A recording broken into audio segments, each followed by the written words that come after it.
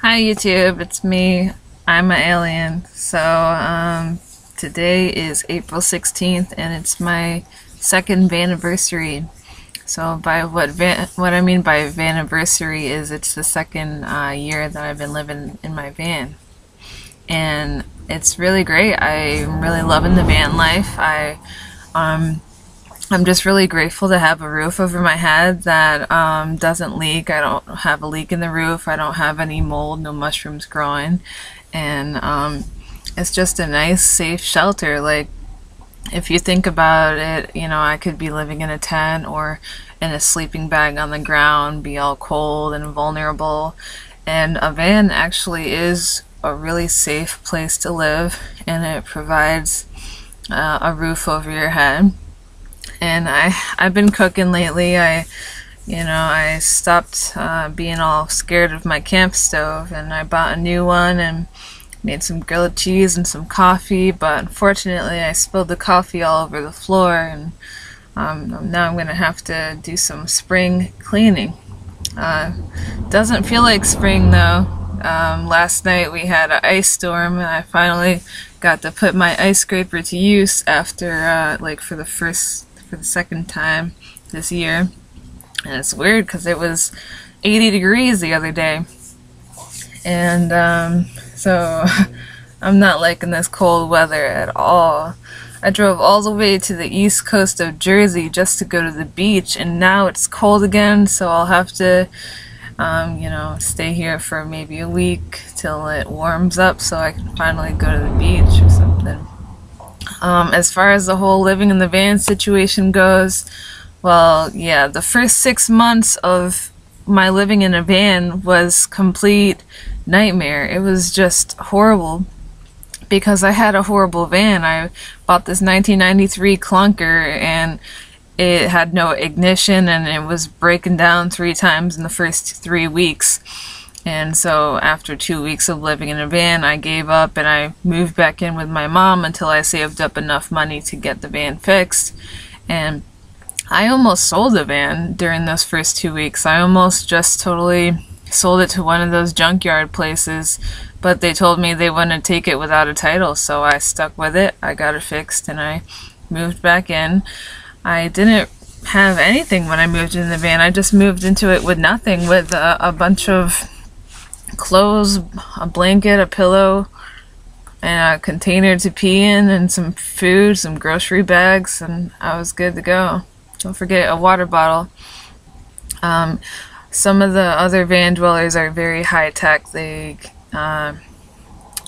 convert their van into camper vans and construct a bed, and they get deep cycle batteries and solar panels. And it's been 2 years and I still haven't gotten any of that. I did try to install a deep cycle battery in my van, and it worked for like a week. But then the battery drained so bad to the point where I charged it for an hour just to have an hour of battery life. So then I threw it away, and I just go back to not having electricity. I mean, I have a battery-powered fan and a battery-powered lantern, and if I need to use the internet, I just go to McDonald's or the library and plug in and use the internet on my laptop. I don't even have a smartphone because that battery doesn't last, So it's okay. You don't have to be high-tech. You don't have to be a carpenter and construct anything. I sleep on my bench seat, and there was a van dweller on YouTube. It's a couple who used to travel in their van. They also sleep on their bench seat in a Dodge Ram van. I'll try to link that to you if I can find their channel. That's what I did back before I started living in my van. I was just like y'all, going on YouTube and watching as many videos as I could to see if this was normal, to see if there was other people like me who had the same idea, see how feasible it was, if this was actually a good option. And back then there were only like 4 YouTubers who vlogged often about living in vans. That was Tyler Durdenell, Kyle Pounds, Living the Van Life, and Jeff for Justice. So I really looked up to them, and I really admired those people because they were living so simply and minimalistic, and I wanted to live like that. And so now I'm living this simplistic, minimalistic lifestyle, eco-friendly, sustainable, and self-sufficient. I don't do heating bills and electricity bills and water bills and stuff like that. I get my water for free. I live with no electricity, just use battery-powered items. I got my camp stove, so yeah, I do have a small propane bill, but it's all good. Eating healthy in the van, and I'm loving the van life. I did have some really difficult obstacles during these past couple years. Like, I spent a lot of money on junk, just on things to furnish the van with decorations like curtains and rugs and pillows and blankets, coolers and lanterns and fans and just a whole bunch of stuff. Oh, also camp stoves. Been through about two of those. I'm on my third now. So you gotta pick the right product so that you don't keep, so that that stuff doesn't keep breaking on you. I'm sorry I stutter so much.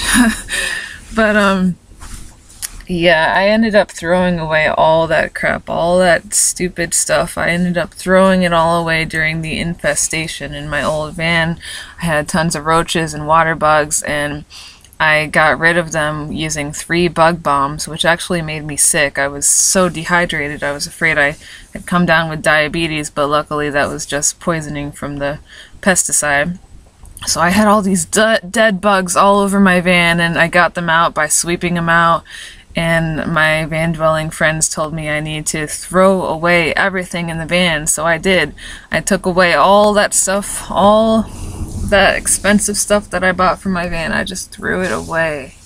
And so I had an empty van for a couple months before I sold it. And then I realized it was good that I threw everything away, because it was so difficult moving all my stuff into this small minivan. I still feel like it's a little bit cluttered in here. I'm not going to show you right now, it's a little messy. But I'm glad that I don't have a lot of things, because when you have a lot of things, your possessions just kind of consume you. You have all these worldly attachments to items, and there's no need for all that. Okay, that's it for today. You know, been living in my van for 2 years, and I'm still loving the lifestyle. I'm still grateful. I could easily do this for a couple more years, but I'm still open to other options. You know, like squatting or living in a converted bus, or maybe not even converted, just live like this on the bench seat.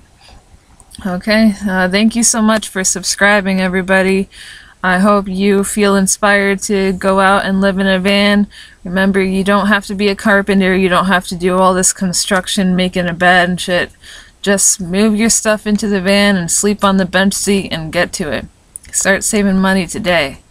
So I've included all my social media links below if you want to follow me. I always follow back. I like to have conversations with you guys, help you give you some tips on how to live in a van. So that's it for today. Have a good day.